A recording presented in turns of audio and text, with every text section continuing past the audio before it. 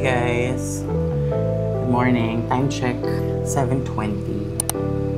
And it's gonna be our last full day dito sa Boracay. Yun, last night, we received a notification from the airline for our tomorrow's flight. And it got cancelled. We don't have a choice but to extend. So naka-leave pa naman kami for the week. Pero mahirap na stranded. Sana hindi naman ganun kalala yung bagyo. Ito yung weather. Itsura niya. Umuulan-ulan naman na. Tsaka feeling ko wala naman kami gagawin. Papasa na lang muna yung emails. And let's see what's gonna happen.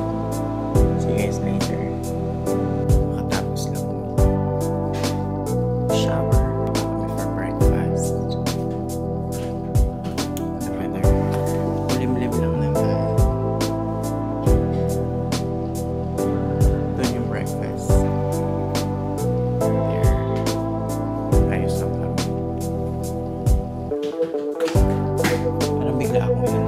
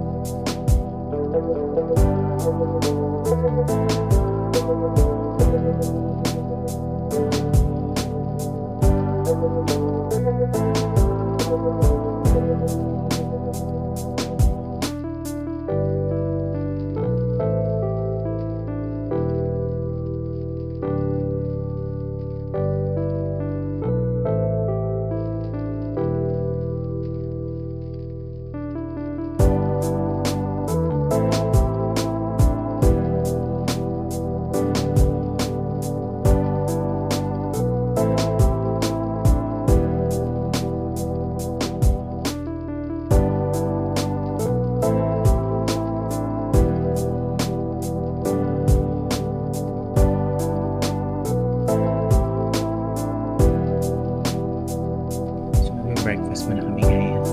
See you later.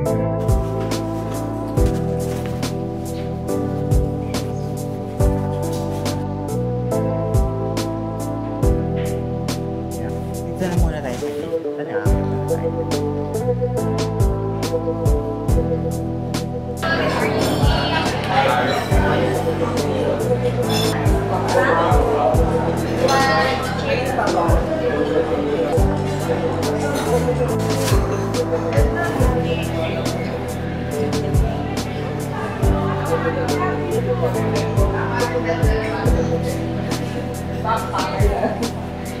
Alalang buhay.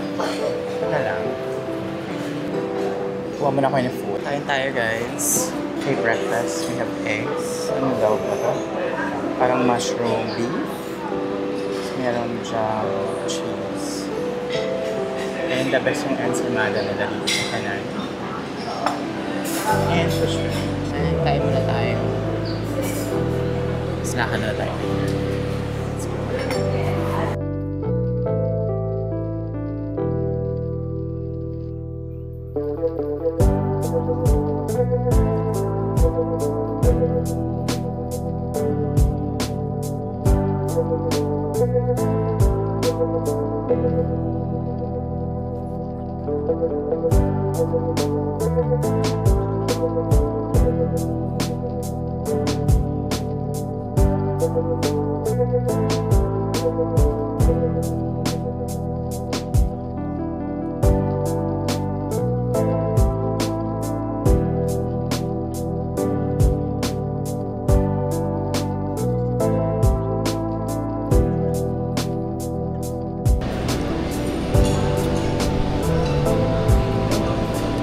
Housekeeping.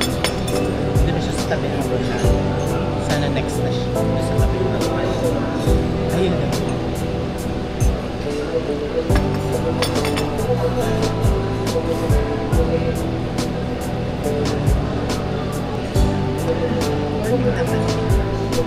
Nag-shower naman na lang. So lalakad-lakad na lang. Time check, it's 9:40. And nakapag-rebook na kami ng flight going back to Manila. Medyo nag-extend lang ng konti. Pero wala naman na kami binayaran extra. Sure, go ahead. Thank you. Diyos ko po. Mga hindi sa likod na. Maingi talaga sila. Yung mga ano, sa likod na. Okay na? Yes! Pag-book na siya. Lakad na lang kami. So, nandito na lang kami ulit muna sa room. Maya-maya na lang kami lalabas. Kapag rebook na kami ng flight by Wednesday. So, wala siyang available ng Tuesday. So, sinarado namin 1 week. Dahil ko na naka-leave. Kapatayin na ako ng boss ko. Okay lang yan. Kasi bakasyon naman daw to. Medyo tambay-tambay muna tayo. Maya-maya na lang tayo lumabas. Maambon lang naman. Dami pang tao actually. May mga nagsaswimming pa, may nagche-check-in. Extend na lang tayo. Maya-maya na lang kami lalabas. Stranded sa isla. See you later. Yun na nga. At palabas na kami dapat. Biglang umulan. Buhush. Hindi siguro ako magdadala ng cameraman. Lakad-lakad lang tayo. Ano bang pwede natin gawin doon? Doon na lang tayo sa mga coffee shop sa beach. O iwan na lang natin sa concierge yung chinelas. Paano tayo? Okay. Let's go. Let's go, guys.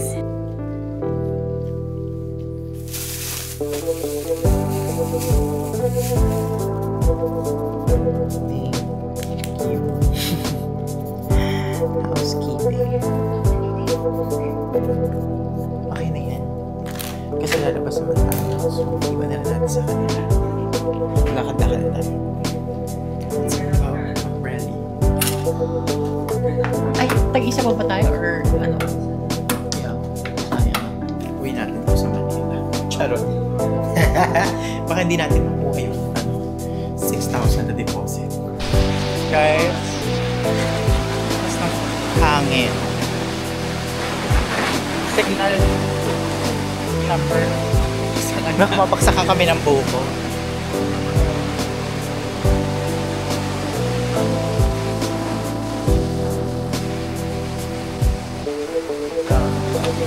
Lakas ng hangin, grabe. Tsaka yung alon. Hindi siya ganyan kahapon. So, bukas naman yung mga establishment. Papasok ka na lang siguro sa loob kasi malakas yung hangin.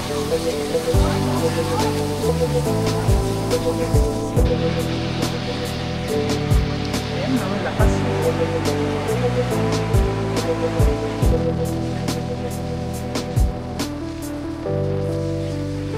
Lakad-lakad na lang kami. Kapag dagat naman tayo. Ano nga? May mga nalilibong tao. Pwede. Yung parang nakakain outside na sila. Yeah, malaki. Ayan na, malalaki yung alon. Kami sa ano? Sa may bandang Bay Area kasi papaksak ang pinag.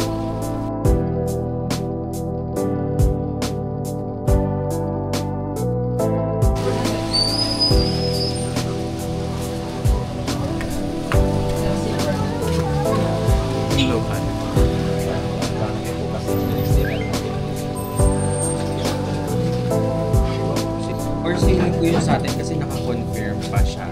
Kasi di ba scheduling ng ano, tapos di ba nawala, pwede naman na, pero for delayed pa yun. Kasi bukas pa lang tayo pasok.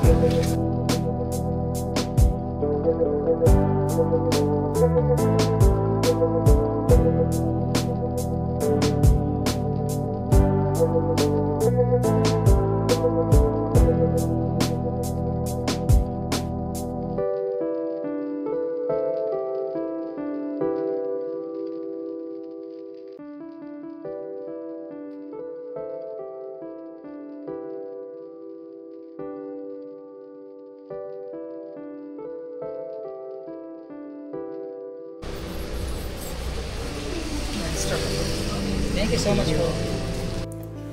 Hey guys. is time check, it's 5:35 p.m. So nag-rest na lang kami the whole day. Kanina nag-beach lang kami. Tapos di na ako nag-video kasi ang lakas ng hangin.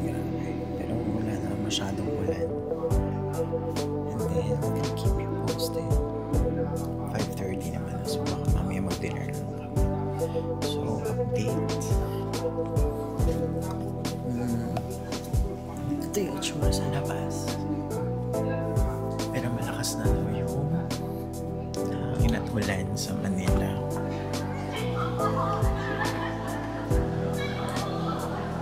Dito wala naman na masyadong medyo paano lang yung ulan. So extended kami until Wednesday next week dito. My gosh. Sana hindi masyadong malakas yung ulan. Para hindi na masyadong bumaha. We're gonna keep you posted. See ya.